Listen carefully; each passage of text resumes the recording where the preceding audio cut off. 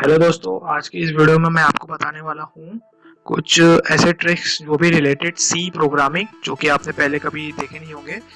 तो यहाँ पे मैंने एक प्रोग्राम ऐसे टाइप किया है। जब मैं इसका आपको आउटपुट दिखाऊंगा तो आपको बहुत ही अमेज हो जाएंगे। तो चलिए मैं आपको इसका आउटपुट दिखाता हूँ, इसको कंपाइल करता हूँ, रन करता हूँ, फिर मैं इसको एक्सप्लेन भी करूँगा कि बेसिकली प्रोग्राम क्या है और क्यों हमारा ऐसा आउटपुट आ रहा है। तो चलिए इसको कंपाइल एंड रन करते हैं। देखिए आप यहाँ पे लिख के आ रहा है सी प्लस प्लस सक्स। तो ऐसा क्यों क्यों हो रहा है ये? तो बेसिकली तो देखिए यहाँ पे प्रोग्राम कैसा है। यहाँ पे हमने एक एरे डिफाइन किए हैं जिसके अंदर में दो ही हम लोग डेटा सेव कर सकते हैं। तो वो दो डेटा कौन कौन से हैं? ये बड़ा सा जो एक नंबर है और ये दूसरा नंबर। बेसिकली ये ऐसा क्यों है? हाँ, तो अगर हम लोग जो वो बड़ा सा नंबर जो वहाँ पे था उसको अगर हम लोग, ये समझ लिए डेसिमल में, इसको अगर हम लोग बाइनरी में अगर कन्वर्ट करते हैं वो भी 64 बिट में, तो वो कुछ ऐसा दिखता है। ओके, और यहाँ पे हम लोग ने नीचे में कुछ यहाँ पे ऐसे मैंने ये दिखाया है। तो यहाँ जो है प्लस साइन यहाँ पे क्या सिग्निफाई करती है? यहाँ पे साइन को डिनोट करती है।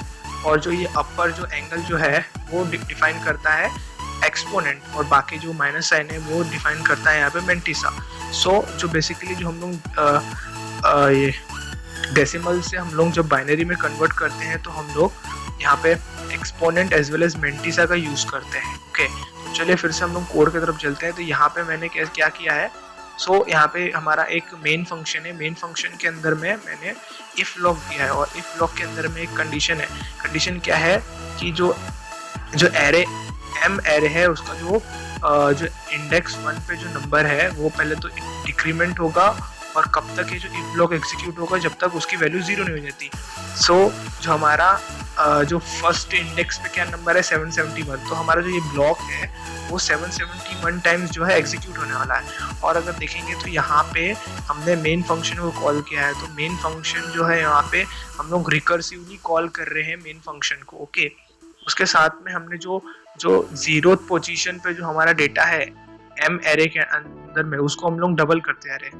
तो डबल करने की वजह से क्या होगा, इससे यहाँ पे हम लोग जो doubling the number increment the exponent by 1, यानी कि हम लोग जैसे मैंने बोला था कि यहाँ पे हम लोग exponent as well as mantissa का यूज करते हैं अपने डेसिमल को बाइनरी में कन्वर्ट करने के लिए। तो जब हम लोग उसको डबल करते आ रहे हैं तो हम लोग एक्सपोनेंट को 1 से इंक्रीमेंट करते आ रहे हैं। ओके, जो हमारा जो ये नंबर था वो कुछ यहाँ ऐसे स्टार्ट हुआ था ना, ये नंबर से स्टार्ट हुआ था, जिसको अगर हम लोग डेसिमल में कन्वर्ट करेंगे तो वो होता है 1075। और सिंस हमारा जो ये प्रोग्राम है, जो जो मेन फंक्शन है रिकर्सिवली कॉल कितने बार हो रहा है 771, तो एट द एंड जो है हमारा जो प्रोग्राम है वो 1075 प्लस 771 टाइम्स जो है वो चलने वाला है। और वो कितने टाइम्स हो जाएगा? 1846 टाइम जो है वो एग्जीक्यूट होने वाला है।